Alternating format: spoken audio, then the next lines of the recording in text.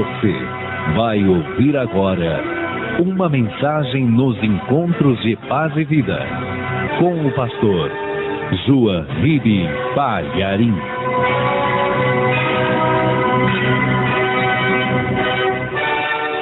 Vamos ver o que está escrito no Evangelho de Mateus, capítulo 27. Nós vamos ler os versículos 22 e 23. E faz uma gentileza, veja se ao teu lado tem alguém sem a palavra de Deus. E divida com a pessoa a leitura, mostra para ela onde nós vamos ler.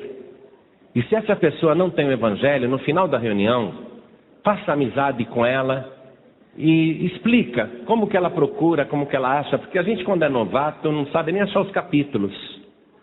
A gente fala Mateus, a pessoa vai lá em Gênesis. Então ensina a pessoa como é que acha o capítulo, como é que acha o versículo. Acharam?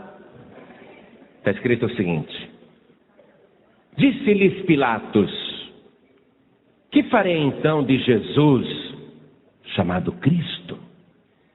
Disseram-lhe todos: seja crucificado. O governador, porém, disse: mas que mal fez ele?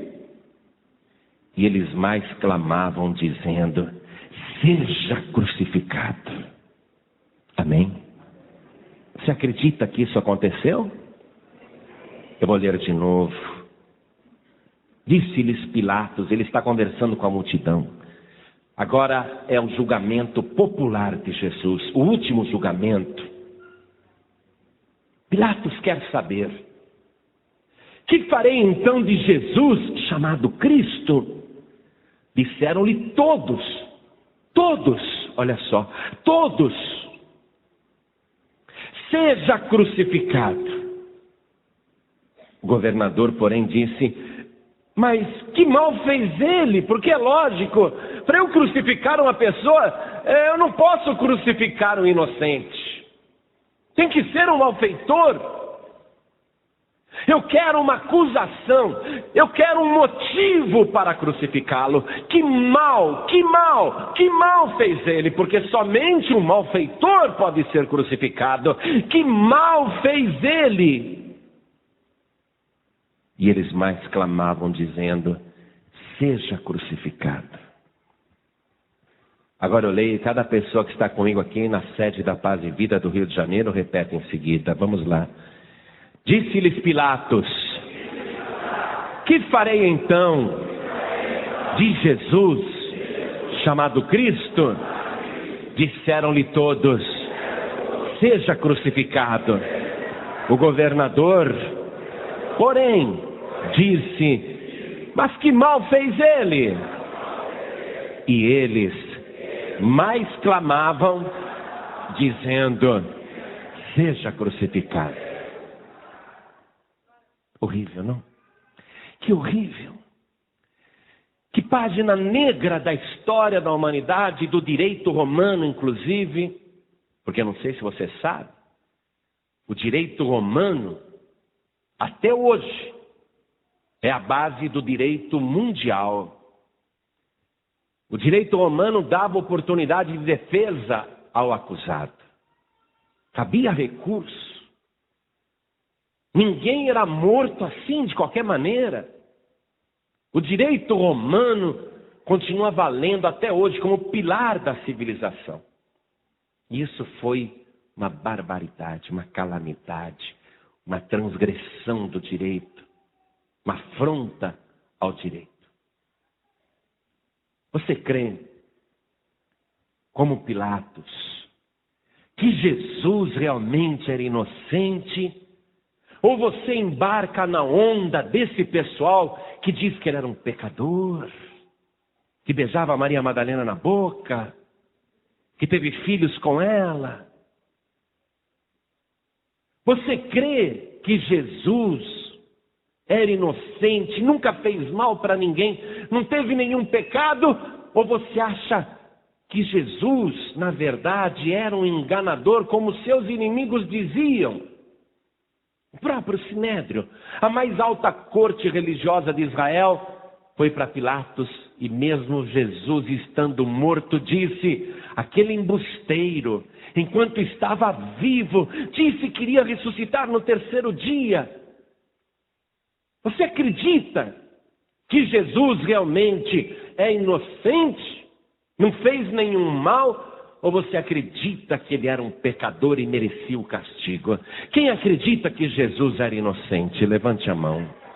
Então vamos usar estas mãos para aplaudir o maior justo, o maior inocente, o único ser humano que este planeta já viu, que nunca cometeu o menor pecado, nem o pecado em pensamento, nem o pecado com os olhos, nem o pecado no coração, aquele que nunca teve pecado. Você crê que ele é inocente? Então abre a tua boca e diga: glória ao teu nome, Senhor, glória, glória, glória ao teu nome, e vai aplaudindo e glorificando. Enquanto você aplaude, glorifica o Senhor. Pai querido, nós cremos na inocência do Senhor Jesus, porque se ele não fosse inocente, se o seu sangue não fosse puro, como que ele purificaria o pecador?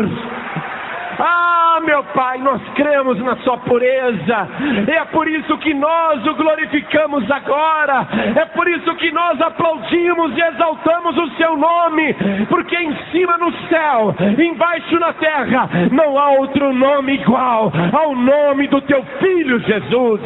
Recebe, Senhor, o nosso louvor.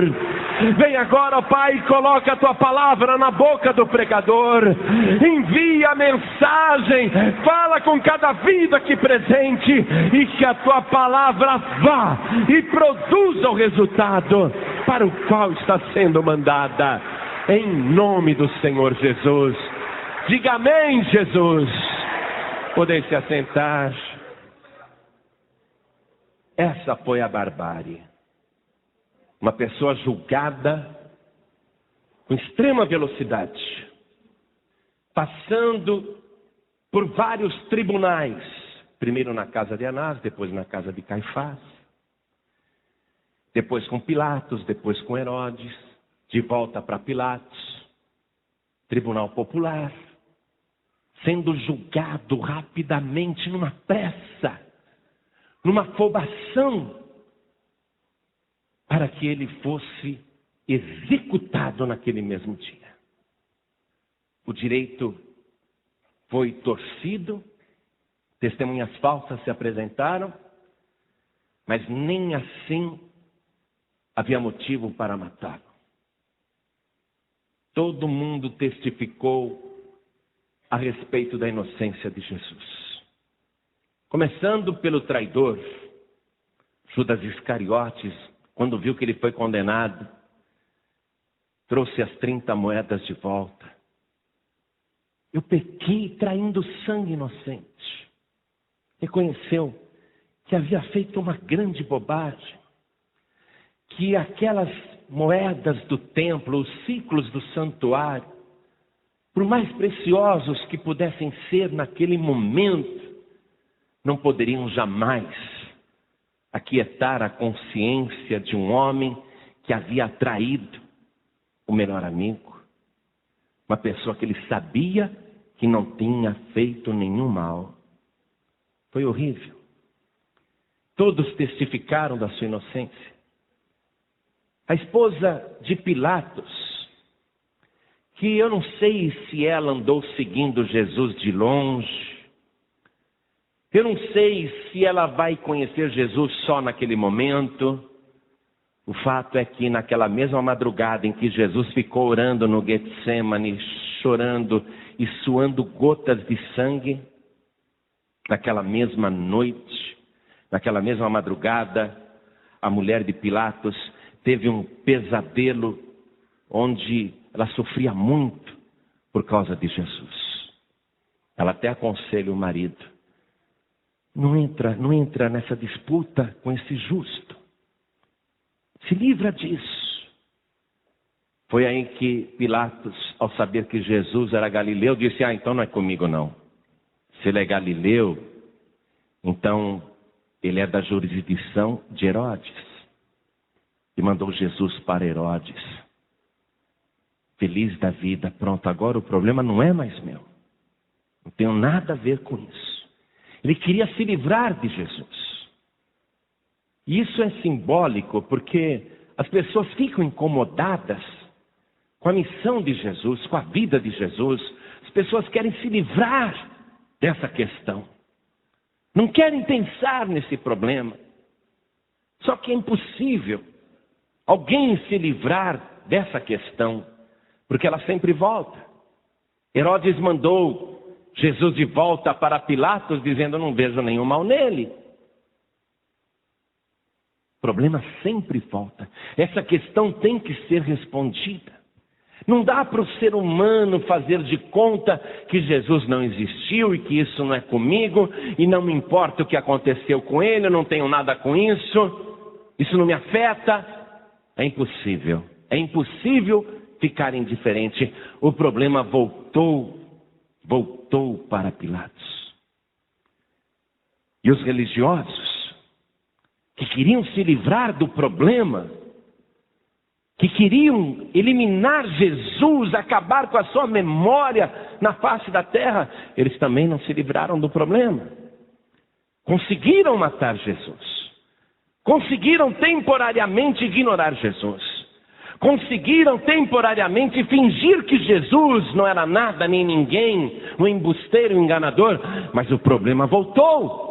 Os guardas apavorados naquele domingo foram bater na casa do sumo sacerdote Caifás.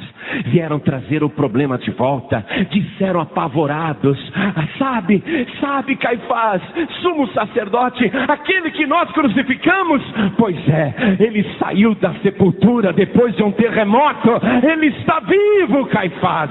Ele ressuscitou. Ele voltou. Você pode achar que dá para se livrar do problema, não pensar em Jesus, mas pobre humanidade, Jesus está voltando, e todo olho o verá. Como é que alguém pode ignorar essa questão? Você pode sair daqui hoje fingindo que não é com você. Você pode até falar: não é comigo, não tem nada a ver com isso, eu sou de outra religião, só vim fazer uma visita. Mas esse problema volta sempre. E vai ser grave quando ele voltar visivelmente. Pilatos não conseguiu se livrar do problema.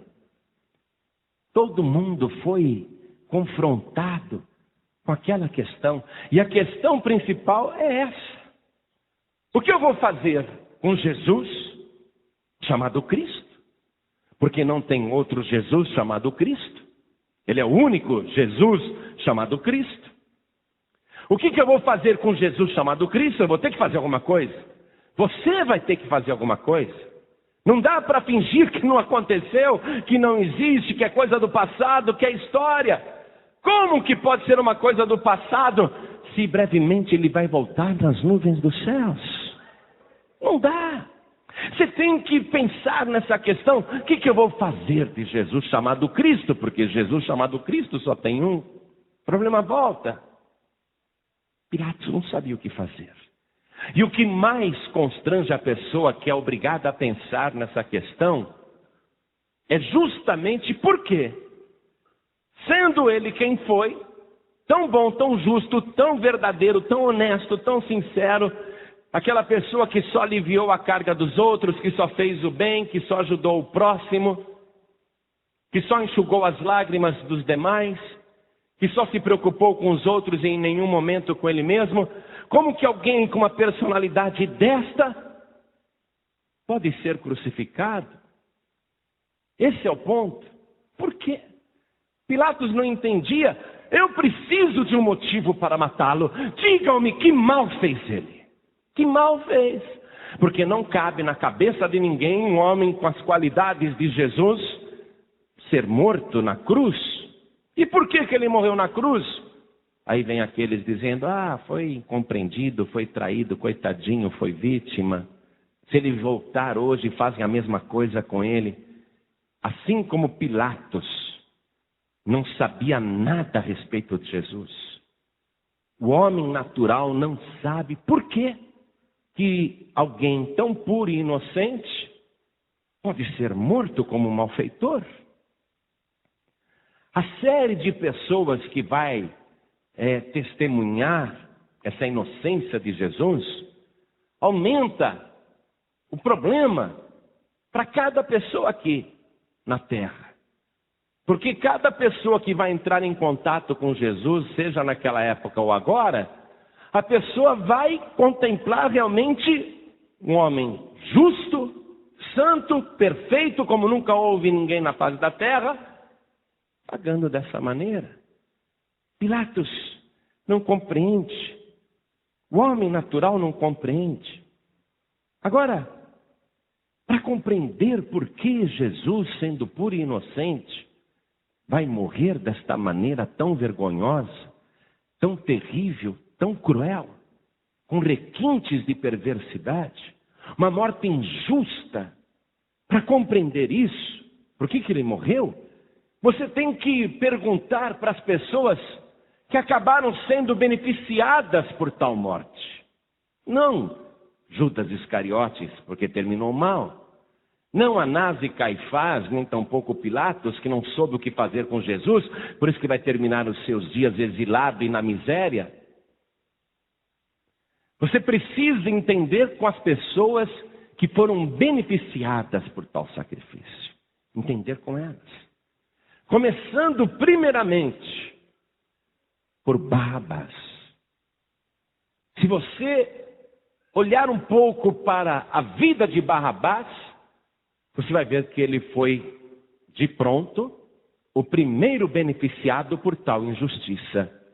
Porque aquela cruz do meio era para o principal malfeitor. E o principal malfeitor naqueles dias era o assassino Barrabás, que numa emboscada matou um soldado romano. Olha o atrevimento. Imagine um marginal matar uma autoridade. É muito atrevimento. Barrabás teve esta coragem. Ele com outros homens se lançaram sobre uma tropa romana pequena que estava ali passando, e ele mesmo matou um soldado romano. Foi preso, foi julgado, foi encarcerado. Agora você vai ser crucificado, Barrabás. Réu confesso, assassino pego em flagrante, criminoso assumido, todas as provas, ali um delito inominável. Barrabás é a primeira pessoa a ser beneficiada pela injustiça da morte de Jesus, porque a cruz era dele. No último momento, Barrabás escapa. Um homem que já estava preparado psicologicamente para morrer crucificado, achando que a sua causa valia a pena. Eu lutei pela liberdade do meu país, eu tentei expulsar os invasores romanos, eu morro como mártir, eu já estou preparado. No último momento, ele é poupado de tal morte, de tal execução, tendo uma culpa comprovada. Aí você começa a entender o porquê da morte de Jesus. Barrabás com certeza entendeu. Não que houve nele arrependimento, não que houve nele uma adoração ou entrega a Jesus Cristo, mas Barrabás entendeu que aquele homem estava morrendo no seu lugar. E ali começou a explicação do porquê.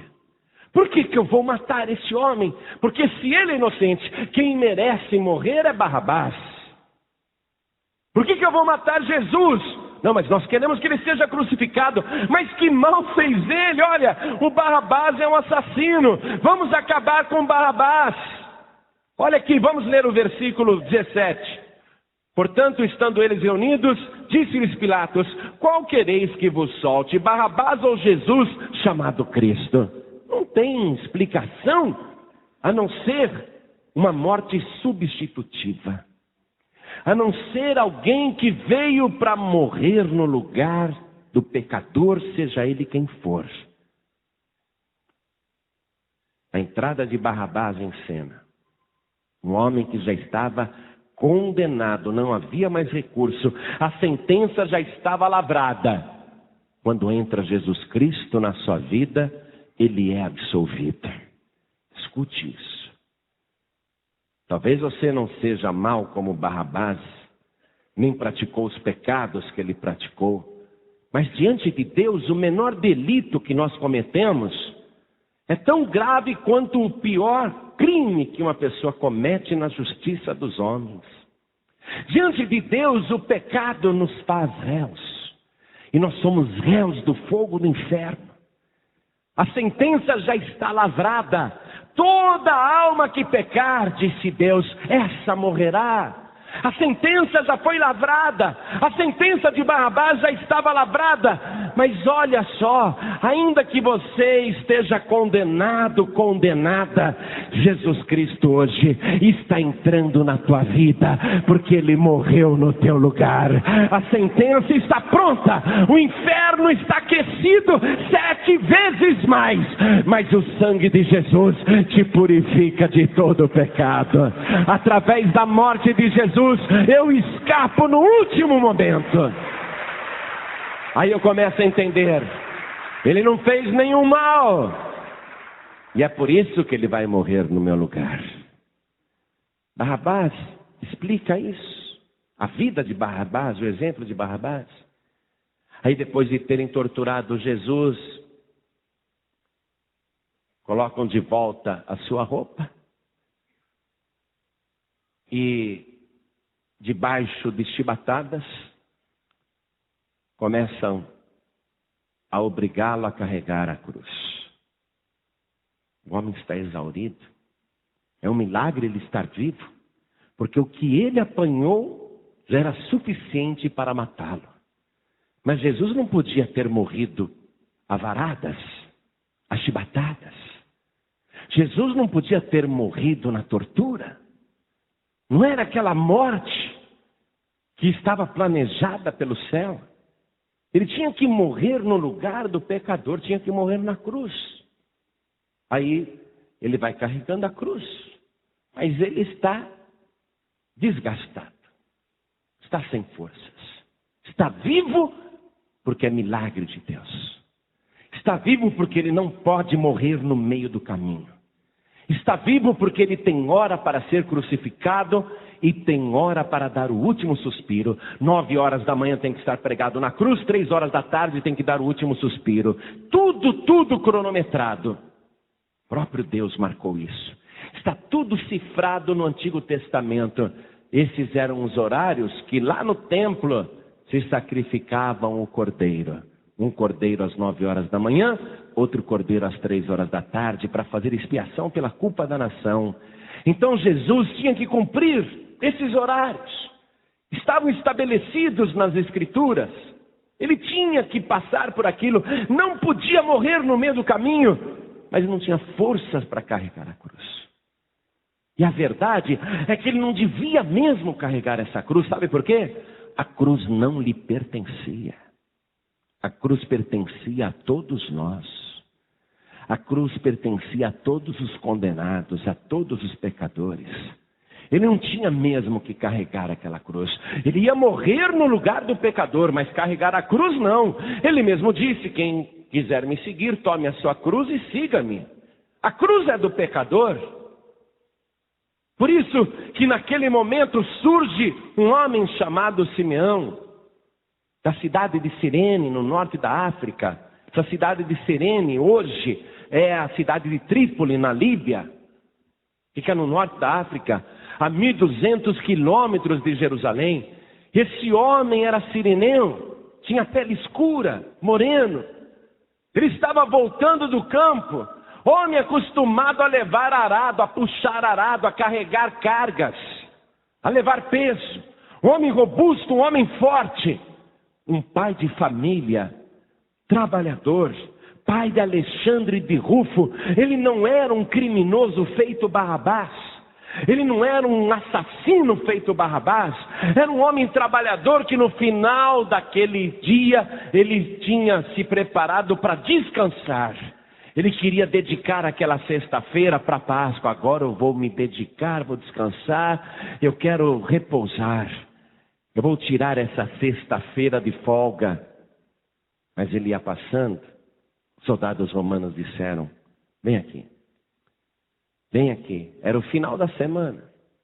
No final daquela semana ele queria descansar. Mas o soldado romano disse: vem aqui você, carregue a cruz para ele. E Simeão Cireneu, contrariado, vai carregar a cruz. E por que Simeão entrou nessa história?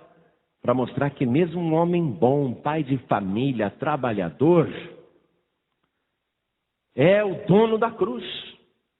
É quem deve morrer na cruz, não é Jesus. Alguém diz: não, eu sou bom pai de família, sou trabalhador, eu não sou nem de religião. Está aí, ó, Simeão. Vem aqui, leva essa cruz. Não, mas eu não quero, estou indo para casa. Carrega essa cruz. Para mostrar que até uma pessoa boa estava destinada à cruz. Que a cruz lhe pertencia. Esse Simeão Cireneu, pergunte para ele. Por que o inocente Jesus vai morrer? Este homem, no seu íntimo, sabia que ele corria o risco de morrer ali crucificado. Se ele não obedecesse direitinho todas as ordens, se ele não levasse a cruz direito, se ele fosse rebelde, ele sabia que ele mesmo podia morrer naquela cruz. Porque ele sabia que ele estava por um triz. Bastava um ato insano da autoridade romana, que costumava dar facadas à torta e à direita, meter a espada de qualquer maneira. Bastava só um soldado romano embriagado, sádico, querer, e Simeão Cireneu morreria também crucificado. Simeão ficou com medo. Quando chegou lá no Gólgota, ele sentiu um alívio muito grande, porque ele só carregou a cruz. Quem vai morrer nela é Jesus. Escute. É isso que acontece com qualquer ser humano. Você pode ser bom, justo, mas a cruz te pertence. A cruz você carrega até o Gólgota. Você tem que levar até o Monte Caveira. Você tem que chegar até aquele crânio da morte, até o momento da morte. Mas na hora de morrer, aparece o Senhor Jesus dizendo: não temas, você não vai morrer nessa cruz. Pode deixar que eu morro no teu lugar. É naquele momento que você vê que escapa também, que Jesus morre para que você não morra. Quer saber por que uma pessoa inocente morreu na cruz daquela maneira? Pergunte para o ladrão que está crucificado no lado direito de Jesus. Pergunte para aquele ladrão. Ele vai te mostrar por que Jesus tem que morrer na cruz. Esse ladrão reconhece a sua culpa, sabe que mereceu o castigo. Ele olha para Jesus e ele diz: Senhor, lembra-te de mim quando entrares no teu reino. Aí você fica sabendo que Jesus morre na cruz para se identificar com os piores pecadores. Jesus não precisou dizer: como eu queria que a tua cruz estivesse mais perto da minha, para eu poder te tocar. Como eu gostaria de não estar preso nessa cruz, para poder te tirar daí e te salvar. Jesus não vai dizer isso. Ele está morrendo na cruz para salvar os pecadores, para alcançar todos os pecadores. E qualquer pessoa na face da terra que contempla o sacrifício de Jesus e que sabe que nenhum mal ele fez, esta pessoa, se recebê-lo como único, suficiente, exclusivo e eterno Salvador, esta pessoa será salva. Pilatos não soube o que fazer com Jesus. O que farei com ele? Quer saber de uma coisa? Eu lavo as minhas mãos. Não tenho nada a ver com isso. Isso seja com vocês. Essa atitude não resolve. Não resolveu para Pilatos. Lavar as mãos, falar não tenho nada a ver com isso. Isso não resolve não. Porque essa questão diz respeito diretamente a você. Jesus Cristo morreu por todos. E convinha que ele morresse. Ele tinha que morrer. Ressuscitado, Jesus Cristo explica isso. Vamos comigo em Lucas capítulo 24, versículo 44. Jesus está conversando com os discípulos. Ele diz: são estas as palavras que vos disse estando ainda convosco. Convinha que se cumprisse tudo o que de mim estava escrito na lei de Moisés, e nos profetas, e nos salmos. Tinha que se cumprir tudo. Tudo tinha que se cumprir. Estava na Escritura, tinha que se cumprir. E se cumprir nele. Se cumprisse nele. Ele tinha que passar por isso. Tudo que diz respeito a ele tinha que se cumprir, estava escrito na lei. Aí Jesus Cristo abre o entendimento dos discípulos para eles compreenderem as Escrituras. E Jesus diz assim no versículo 46. Assim está escrito, e assim convinha que o Cristo padecesse, e ao terceiro dia ressuscitasse dos mortos. E em seu nome, não é em outro nome, e em seu nome se pregasse o arrependimento e a remissão dos pecados, o perdão dos pecados, em todas as nações, começando por Jerusalém. Isso começou ali. E envolve todas as nações. Não tem outro jeito, amado. Não tem outro jeito, minha amada. Começou em Jerusalém, mas envolve todos os povos da terra e cada pessoa em particular. Você pode fazer como Pilatos. Vou lavar as mãos. Reconheço que ele é inocente, mas não tenho nada com isso. Pior que depois o problema volta. E como volta? E essa questão, ela não vai se aquietar enquanto você não der a tua resposta devida a ela. Indiferença não é resposta. Fingir que não é com você não é resposta. Lavar as mãos e dizer não tenho nada a ver com isso também não é atitude. Porque você tem tudo a ver com isso. Jesus Cristo não excluiu uma só pessoa da face da terra e tampouco você. Você tem que responder o que você vai fazer de Jesus chamado Cristo. Esse é o grande drama da humanidade. Ter que se lembrar dos fatos ocorridos com uma pessoa há 2000 anos. Ter que se ligar a um acontecimento que parece tão longe no passado, mas que de uma maneira misteriosa, na nossa alma, na nossa consciência, nos parece tão presente. Você sente isso? Todo ser humano sente isso. O que aconteceu com Jesus parece que foi ontem. Parece que dá para sentir ainda a amargura daquela morte. Parece que ainda dói na gente o que aconteceu com Jesus.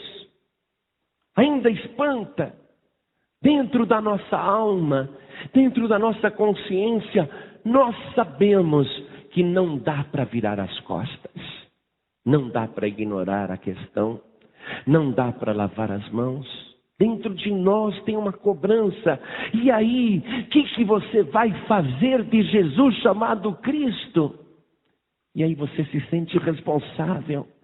Você se vê obrigado, obrigada a dar a resposta. E o momento chega para todo mundo. Todas as pessoas serão confrontadas com esta questão. Ninguém escapou. Por isso que aquele ladrão, que já estava condenado, o caso dele foi diferente de Barrabás. Barrabás escapou da crucificação. Jesus disse, eu vou ser crucificado no lugar de Barrabás, o pior pecador. A cruz principal é minha, a do meio é minha. O outro não escapou da execução da sentença, mas mesmo assim ainda há esperança. Olha só, a sentença foi executada, o outro ladrão está crucificado, ele agoniza, ele vai morrer, mas ainda há fôlego de vida, ainda há esperança. Ele recebeu a oportunidade. A questão se apresenta ali, naquele momento em que ele está imobilizado, com câimbras, paralisado, fraco. Ele está para dar também os seus últimos suspiros na terra. Só resta o inferno. Depois de tal execução, só resta o inferno. Mas mesmo naquele momento, porque Jesus está presente, ele recebe a única esperança possível que pode livrá-lo da consequência eterna da morte. E ele aproveita a oportunidade. Isso mostra que mesmo quando já não há mais solução, quando Jesus está presente, o culpado consegue a salvação. Hoje você está recebendo uma oportunidade. Não sei quantas você já recebeu. Não sei quantas vezes você já teve essa oportunidade. Não é a primeira vez que você está ouvindo, eu tenho certeza absoluta. Essa questão voltou para você hoje. Você veio aqui visitar e a questão se apresentou diante de você. Voltou para você. E agora você tem que dar a resposta. Não dá mais para virar as costas. Não dá para lavar as mãos. Não dá para fingir que não é com você. Não dá para fingir que você não tem nada com isso. Na tua consciência você sabe, você tem tudo a ver com isso. Jesus não te excluiu. Você tem que responder, porque Ele não te excluiu da possibilidade de ser salvo. Da possibilidade de escapar, ainda que você esteja condenado, condenada. Olha para mim, eu vou fazer o convite. Se houve escape para Barrabás, estando já com a sentença lavrada. Se houve escape para aquele ladrão que morria do seu lado direito em outra cruz, mesmo recebendo a execução, se para ele havia esperança, então há para você também. Uma esperança verdadeira. Tudo que você tem que fazer é dizer, eu compreendo por que Jesus, inocente, morreu na cruz. Compreendo que aquela cruz era minha. Compreendo que eu estou condenado, que os meus pecados me condenam. Se eu morrer desse jeito, eu vou queimar no inferno mesmo. Eu vou arder no Hades. Compreendo que a única maneira de eu escapar é recorrer para Jesus. Se você entender isso agora e receber Jesus como teu único, suficiente, exclusivo e eterno Salvador, passando para Ele a tua culpa e recebendo a inocência de Jesus, fazendo uma troca agora entre a morte de Jesus e a tua vida, considerando que Ele morreu por você, mas ressuscitou e agora você vai receber a vida eterna de Jesus, considerando que essa troca pode ser feita já agora, eu pergunto,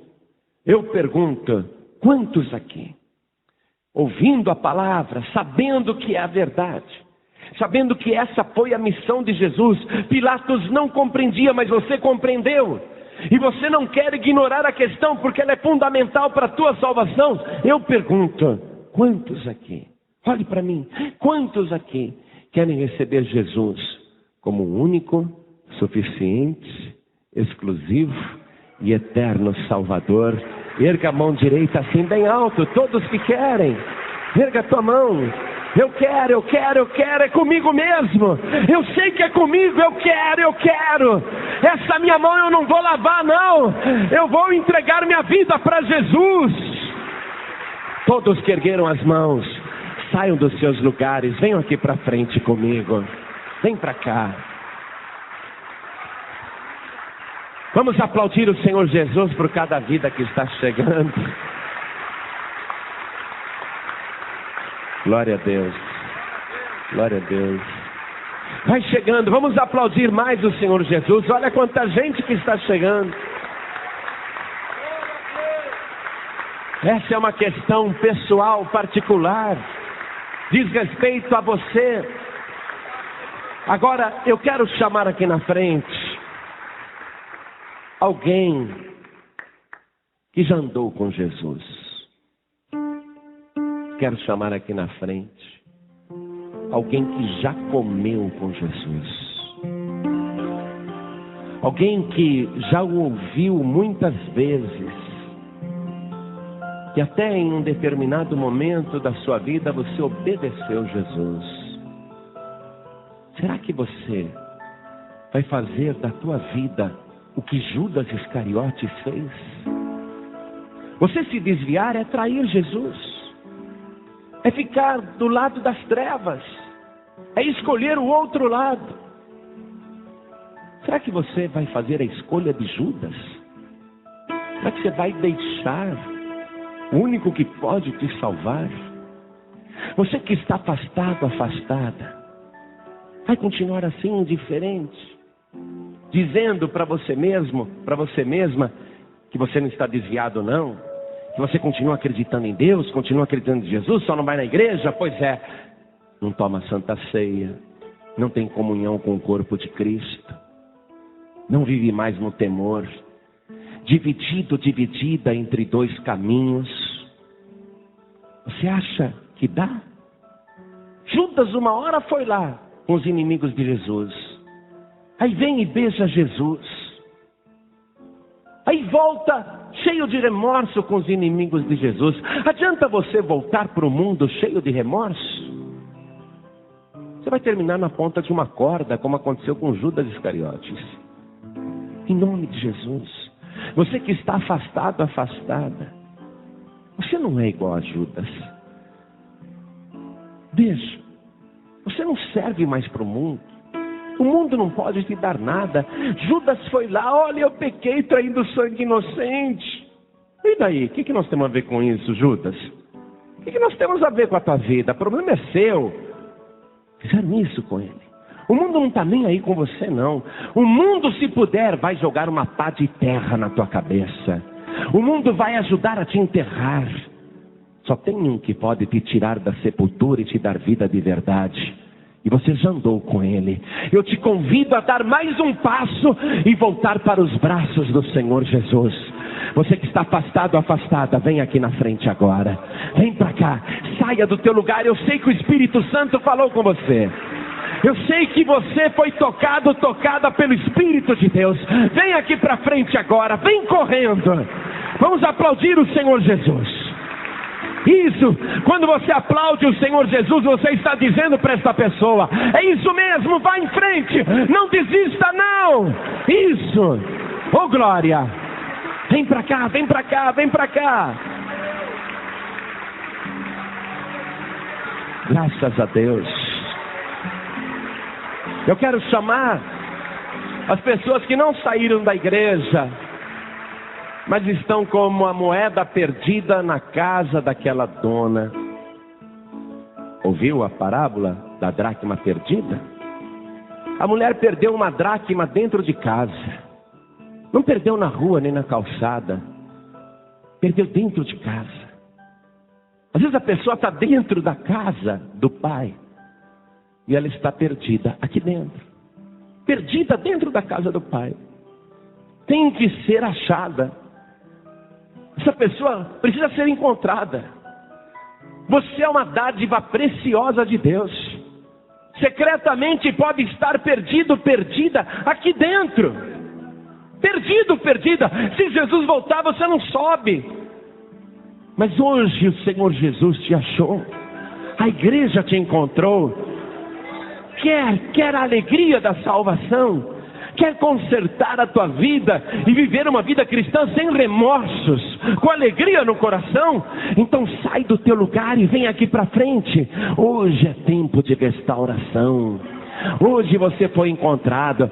A mulher, quando achou a dracma perdida, ela chamou as amigas e dizia: se alegrem comigo, eu achei a moeda perdida, a dracma perdida.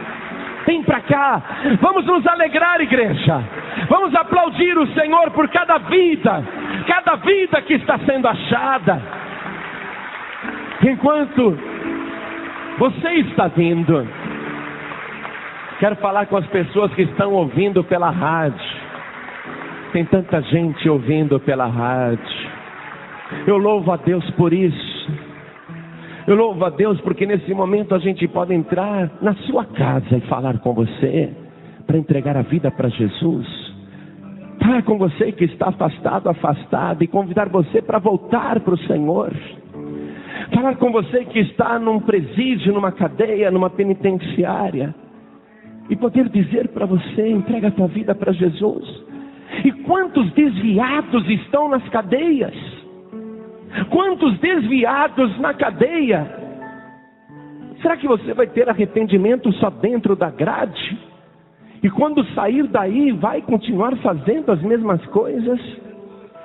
Entrega a tua vida para Jesus de uma vez por todas. Mesmo que os outros presos zombem de você, se ajoelhe ao lado do rádio. O poder de Deus vai percorrer a tua vida aí dentro da cadeia. Isso mesmo, se ajoelhe ao lado do rádio. Muitos irão se converter por tua causa.